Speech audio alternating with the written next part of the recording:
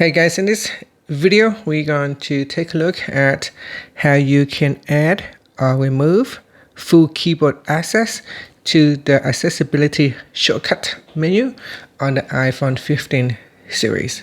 First, let's go back to the home screen by swiping up at the bottom of the screen. From the home screen, tap on Settings. Now in Settings, scroll down and then tap on Accessibility. Next, we scroll down, and in here, tap on Accessibility Shortcut. Next, we scroll down and tap on Full Keyboard Access. Tap on that to add to the menu, or deselect it to remove it from the menu.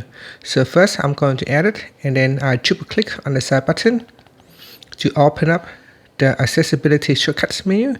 In here, you can see on the first item is the full keyboard access. I can tap on it to turn on full keyboard access, or I can tap on it to turn it off.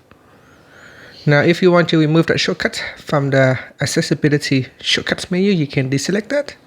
And if I open up my accessibility shortcuts menu, you can see from the menu here, the full keyboard access has been removed from the menu.